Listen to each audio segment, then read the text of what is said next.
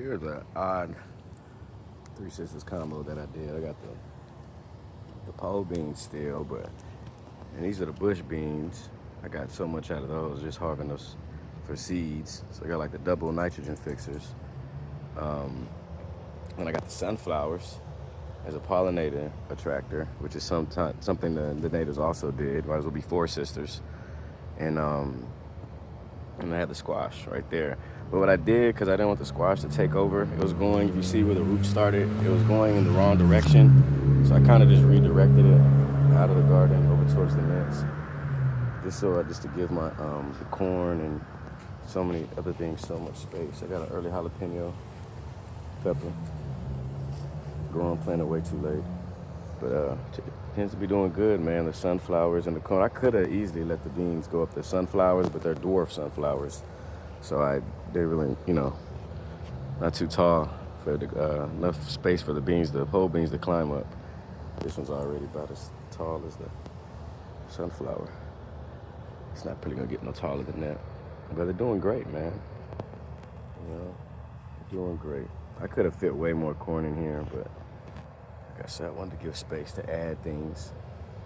So I got the carrots popping. Who says you can't grow carrots? They're real hard to germinate, man. I probably got 30% germination on the carrots. If that. I made a plant like a sprinkle right here, only got one. Oh, what's that? A magic mushroom. It's a good sign of rich organic fertilizer, man. Rich organic soil. But yeah, man, there we go, the Three Sisters. Actually, it could be, if I kind of switched it up, my own little spin on it, because I got the bush beans with the pole beans, double nitrogen fixer. Got the sunflower, which is something the Native Americans were also known to implement in the Three Sisters.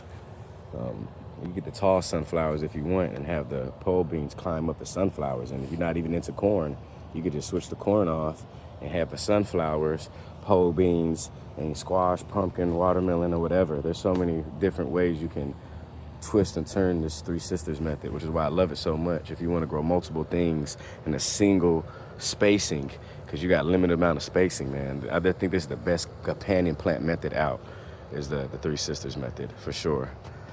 And like I said, it's not really Three Sisters. They got one called the Seven Sisters, actually. I've seen one with black-eyed peas, okras, and watermelon. There's so many different ways you can implement this kind of, companion growing with limited amount of space. If you don't have a big farm and stuff, everything in here has companion plants with it. There's not one plant that's, one bed that I have that doesn't in some way use this method. And this is my favorite, growing method. And shout out to the Iroquois, from my knowledge, is who made it popular. It's just a beautiful thing, man. I was reading something in gardening earlier when the settlers first came to America. They had foresters that they thought were wild, that we find out were really